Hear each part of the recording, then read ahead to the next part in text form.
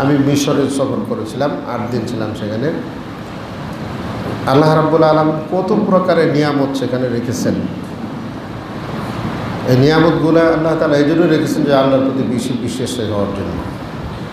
আল্লাহর প্রতি বিশ্বাস স্থাপন করা এটা একটা বড় নিয়ামত। ফেরাউনের সে মুমিন লাশ আমি দেখেছি, যেখানে তার লাশটা রাখা হয়েছে ওই জায়গা মানে একটা জিন্দা গুরুস্থানের ভিতরে ঢুকত, মাটির নিচে, অত্যাধুনিক মানে তাদের সুরক্ষিত এলাকায়, এবং তাপমাত্রা যেন লাশ পচে না গলে ওই ধরনের জায়গায় রেখেছে। 9 জন ফেরাউন আছে। মুসা আলাইহিস সালামের সঙ্গে যে ফেরাউন ছিল সেটা দ্বিতীয় ফেরাউন, তার লাশটাই বড় সড়ো কালো কুচকুচা হয়ে গেছে। এটা মেশিন দিয়ে কী ধরনের এক ধরনের তাপ সৃষ্টি করে গ্লাসের ভিতরে, গ্লাস পর্যন্ত আপনি দিতে পারেন, গ্লাসে হাত দেওয়া যায়, কোনো অসুবিধা নেই। কিন্তু আমি ওইগুলা দেখার পরে আমার যে বিশ্বাসটা হলো সেটা হচ্ছে যে আসলে আল্লাহর সাথে কেউ মানে নিজেকে সমকক্ষ দাবি করার কোনো সুযোগ নাই। আজকে ওই লাশটার যে অবস্থা, যদি কি অসহায় অবস্থায় সেখানে পড়ে রয়েছে, এই দৃশ্যটা যদি ফেরাউন জানতো যে আমার অবস্থা এরকম হবে, কোনো সময় সে দাবি করত না। এবং ওই বংশের প্রায় 9 জন পরপর আছে, সেখানে তাদের লাশ আছে। এটি প্রত্যেকটাই মনে ইঙ্গিত করতেছে যে আল্লাহই মহান। ইন্নাল্লাহা আলা কুল্লি শাইইন কাদির। লুকসুর একটা জায়গা আছে, কয়রো থেকে প্রায় বিমানে 1 ঘন্টা 50 মিনিট, 2 মিনিটের মতো, 2 ঘন্টার মতো সেখানে গেছে। এটা ছিল ফেরাউনের এলাকা, মাহবাদ, সবচেয়ে বড়। এটা খ্রিস্টানরা তো, এটা আমরা যেরকম বাইতুল্লাহ খুব ভিড় করে যাই উপাসনা করার জন্য, খ্রিস্টান সম্প্রদায় কিন্তু ওইখানে ওইটা ভিড় করে যায় দেখার জন্য। আল্লাহ রাব্বুল আলামিন যুগে যুগে যে সমস্ত জব্বার মানে মুতাকাব্বির অহংকারী যারা ছিল তাদেরকে শাস্তি আল্লাহ দুনিয়াতে মানুষের তুলে ধরেছেন।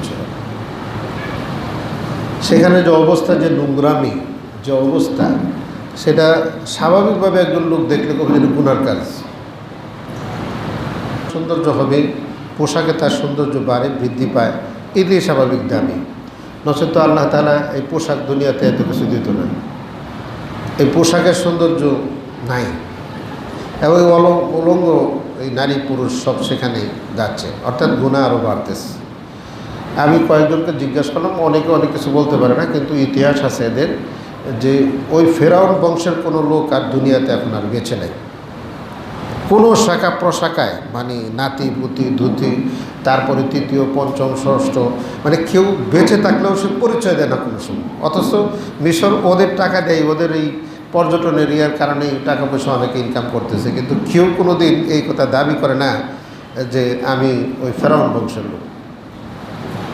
তাহলে এত প্রভাব দেখা, এত বিস্তার শক্তি প্রয়োগ করে লাভটা কি?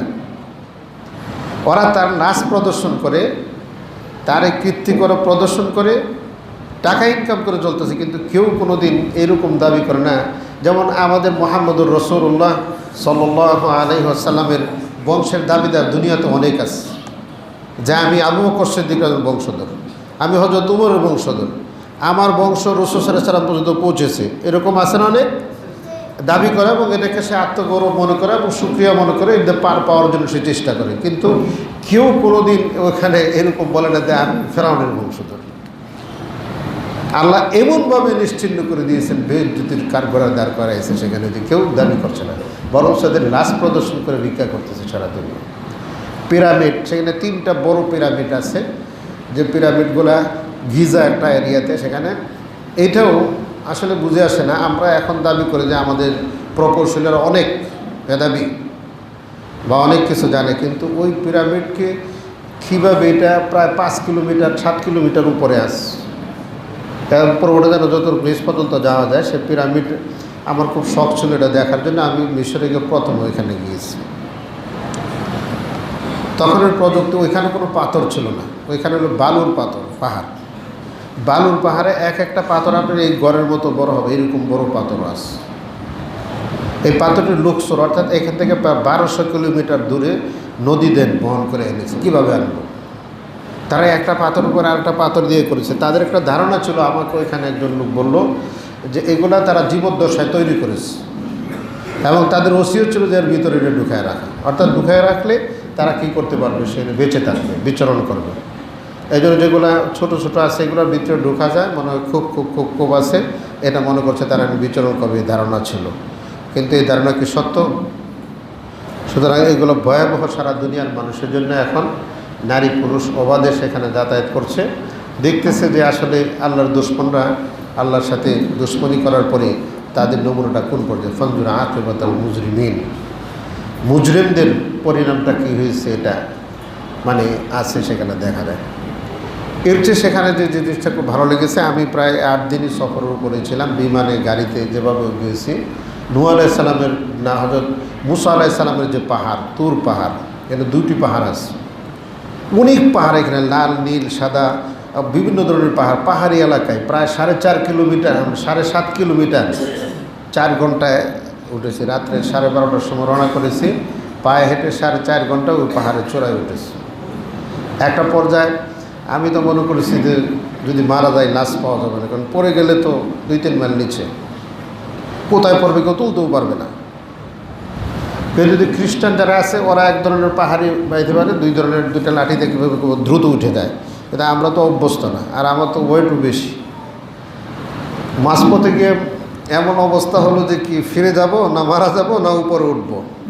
জামে আজহারের কয়টা ছেলে ছিল, ছোটো বাচ্চাদেরকে যেরকম নেয় এরকম নিয়েছে। সেখানে যাওয়ার পরে দেখলাম মুসা আলাইহিস সালাম যে গর্তের মধ্যে ইবাদতবন্দি করেছিলেন, যেহেতু মানে যেখানে তিনি বলছিলেন যখন পথ হারিয়ে গিয়ে যে আমি ওইখানে আগুন দেখা যাচ্ছে, সেখান থেকে কী করবো, সন্ধান পেয়ে যাবো রাস্তায়।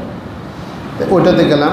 ওইখানে খ্রিস্টানদের জন্য একটা আছে, ওই মাবাদ আছে, কানিসা আছে, আর একটা মুসলমানদের জন্য ছোট্ট একটা মসজিদ আছে, একবারে ছোটো। তা আমরা ওইখানে গিয়ে ফজর পড়লাম। ফজর পরে আর আমার পা চলতেছিল না, কত শুয়ে থাকলাম এখানে। আল্লাহ শুকরিয়া আদায় করলাম যে হযরত মুসা আলাইহিস সালাতু ওয়াস সালাম দিন রক্ষার জন্য কত কষ্ট করেছে, এবং উনি যেখানে তার স্ত্রীকে নিয়ে গিয়েছিলেন ওই জায়গাটা, ওইটাও একটা সমতল ভূমি, ওইখানেও একটা মার্ক করা আছে। আমরা এখান থেকে হয়তো একটু দূরে দেখেছি, কাছে পৌঁছার সুযোগ হয় না, সাহস কোলায় নিয়েছে যাওয়ার জন্য। এটা আমি যে দেখলাম যে মুসা আলাইহিস সালাতু ওয়াস সালাম যেভাবে কষ্ট করে এবং অনুসারীরা যেভাবে কষ্ট করে দিনের সংরক্ষণ করেছে, দিনকে বোঝার চেষ্টা করেছে, আল্লাহর সন্তুষ্ট অর্জন করার চেষ্টা করেছে, আমরা কী করি? আমরা তো ঘরে বসে শুধু লা ইলাহা ইল্লাল্লাহু মুহাম্মাদুর এটাও বলতে রাজি না, এইটাও বুঝতে রাজি না। এই পাহাড় পর্বত ওইখানে ওঠার সময় যা হয়েছে, আসার নামার সময় আরও কষ্ট, কারণ ওঠার সময় তো ওয়েট আপনি ক্যারি করে উঠছেন, নামার সময় এটা কন্ট্রোল করতে হবে, যদি পিছলে যান একবারে পিছনে চলে যাবে। তো এটা খ্রিস্টানদের ইবাদতের জায়গা, কিন্তু আমাদের জন্য এটা দেখার জায়গা, ইবাদতের না। মুসা আলাইহিস সালাম যে পাহাড়ে ওয়াকাল্লামাল্লাহু তাকলিমা, মুসা আলাইহিস সালাম যে পাহাড়ে উঠে আল্লাহর সাথে কথা বলেছেন, এই পাহাড়টা একজন গাইড থাকে সাথে, ওই পাহাড়টা সবচেয়ে উঁচা পাহাড় ছিল ওই এলাকায়। আমরা নিচে গরম ছিল, উপরে এত ঠান্ডা যে মাথা মাথা বেঁধেও কী করা যাচ্ছে না, ওই মেঘ একবারে চতুর্দিক দিয়ে আসছে। তবে শীতের দিন উঠা যায় না, বছর মাস 3 উঠা যায়, এরপরে এটা বন্ধ হয়ে যায়, বরফ একবারে ঢেকে যায়, অথবা বেশি ঠান্ডা থাকে, অক্সিজেন কম থাকে সেখানে। তা আমি দেখলাম যে ওইখানে ওঠার পরই আল্লাহ রাব্বুল আলামিন তাকে ওই যে পাহাড়টাতে উনি আল্লাহর সাথে কথা বলেছেন, ফালাম্মা তাজাল্লা রাব্বুহু খাররা মুসা সাইকা, এই পাহাড়টা ডেবে গেছে, এটা বোঝা যায়। আমাদের যে গাইড ছিল সে গাইড বলছিল যে এই পাহাড়টা ছিল এলাকার সবচেয়ে উঁচা পাহাড় ঐতিহাসিকভাবে, কিন্তু মুসা আলাইহিস সালামের কথা বলেছে, আল্লাহর তাজাল্লি আসার কারণে ডেবে গেছে। ডেবে যাওয়ার যে লক্ষণ এটা পাওয়া যায়, সবটি পাহাড় সোজা হয়ে দাঁড়ায় রয়েছে, পাথর এক একটা 5 তলা 10 তলা বিল্ডিংয়ের সমান উঁচা হয়ে রয়েছে, কিন্তু ওইটা মনে হচ্ছিল একবারে ডেবে গেছে, মানে কোনো একটা ভয়ভীতিতে আমাদের কাজ করেছে সেটা। এই নিদর্শনগুলো তারপর মুসা আলাইহিস সালামের হারুন আলাইহিস সালামের কবর, সামিরির কবর, যেখানে তারা পরস্পর কুবাকুবি করছিল, সেই জায়গাতে মানে যে দৃশ্যটা, ওটি খুব শক্ত জায়গা। সালেহ আলাইহিস সালামের উটনি এবং তার কবর ওইখানে এখানে আছে। এই সবটি মনে হচ্ছে যেন মিশরের লোকদেরকে সবচেয়ে বেশি ইমানদার বানানোর জন্য, কিন্তু ঘটনা ঘটছে উল্টা। এইগুলো দেখে তারা টাকা ইনকামের সুযোগ করছে, পথ করেছে, কিন্তু আল্লাহর প্রতি যে পরিমাণ ঈমান আনা দরকার ছিল, আল্লাহর প্রতি যে পরিমাণ বিশ্বাস আনা দরকার ছিল, ফেরাউনের এই ঘটনা থেকে যে পরিমাণ তাদের উপদেশ গ্রহণ করা দরকার ছিল, সেই উপদেশ গ্রহণ করছে না। আমার কাছে যে জিনিসটা বুঝে আসে, বাংলাদেশ আর মিশর একই রকম। এক শ্রেণীর লোকদের কাছে টাকার অভাব নাই, আরেক শ্রেণীর রুট লেভেলে পড়ে গেছে। তবে খাওয়া দাওয়া অনেক ভালো, চলাফেরার রাস্তাঘাট খুব সুন্দর, পরিষ্কার পরিচ্ছন্ন, পর্যটন এরিয়া হওয়ার কারণে।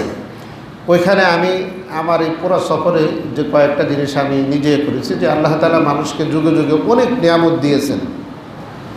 যারা শুকরিয়া আদায় করেছে তারা জান্নাতের সুসংবাদ নিয়ে দুনিয়াতে গিয়েছে, আর যারা এই শুকরিয়া আদায় করে নাই তাদেরকে আল্লাহ তাআলা দুনিয়ার এই বৈষয়িক দুনিয়াতে তাদেরকে বেইজ্জতি, চরম বেইজ্জতিতে আল্লাহ তাআলা রেখেছেন সেখানে।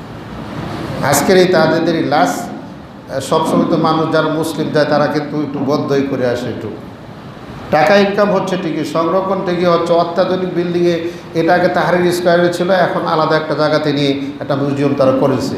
জায়গা পরিবর্তন হয়েছে, স্থান খুব সুন্দর, দিকতে নয় নবিরাম সব কিছু আছে, কিন্তু মুসলমানরা তো এটার জন্য সবসময় যা বলার তাই বলে থাকে সেখানে। এই জন্য আল্লাহ রাব্বুল আলামিনের দরবারে মানুষ বড় দাবি করার কোনো সুযোগ নেই।